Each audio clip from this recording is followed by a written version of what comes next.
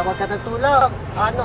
Hindi ako aalis dito. Ay, naku, malalayas ka. Yes. Hindi. Bahay ko rin to, kaya hindi mo ako mapapaalis dito. Hindi mo na bahay to. Ako na ang boss ngayon. Akala mo, pulutin mo na yan, matutumi mo damit. Rachel. John. Sabi ni Tita Cynthia, iniwan niya na daw ako eh. Iiwanan mo ba? Nandito lang ako, ha? Ay, naku. O, so ano, one happy family na kayo. Okay, sabay-sabay na kayong lumayas. Pwede ba? Tita, pwede tama na? Ano naman bang ginawa sa inyo ni Rachel, ha? Ano ba nangyayari? Isa ka pa? Huwag ka nga nagmamalinis na parang wala kang alam. Imposible hindi mo alam na nilalasa ng mami mo ang mami ko. Umamin na yung nurse, huwag na kayong magsinungaling. At huwag mo sasaktan ang anak ko! Huwag sasaktan mo sa akin. Ayos na kami.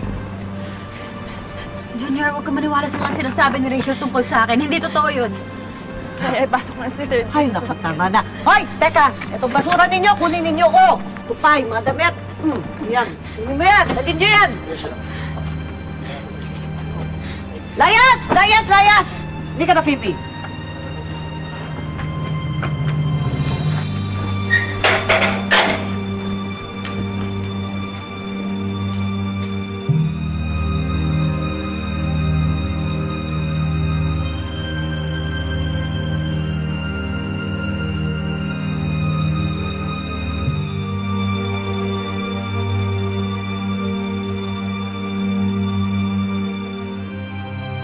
Wala lang ako nilang araw. Ang dami na pala nangyari sa bahay na to.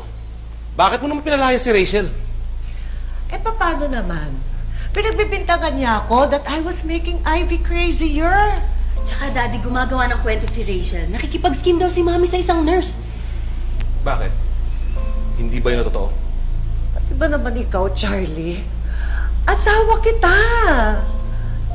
Sa tingin mo ba magagawa ko sa kanya yun?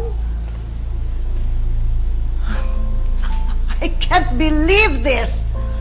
I don't know to think anymore, Cynthia. Pero hindi tama na pinalayas niyo yung bata. Well, hindi ko makakayanang makasama sa isang bahay ang taong walang tiwala sa akin. Hindi ko kailangan si Rachel sa buhay ko. Magsama sila ni Ivy. At kung ikaw, Charlie, wala ka ding bilib sa akin, sumama ka na lang sa kanila.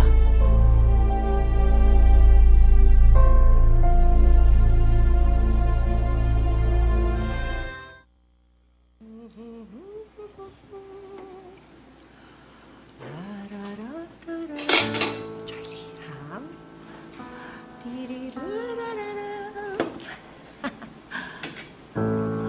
Oh, Papa! What's with the face? It's a beautiful day. I am sharing a peaceful meal with two of my favorite men in the world. Wala nang peste dito sa bahay, thanks to me. What more can I ask for?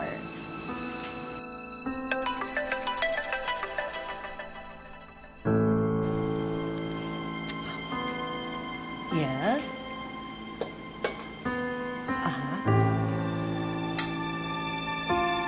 Ano? Makakalabas na si Ivy sa hospital?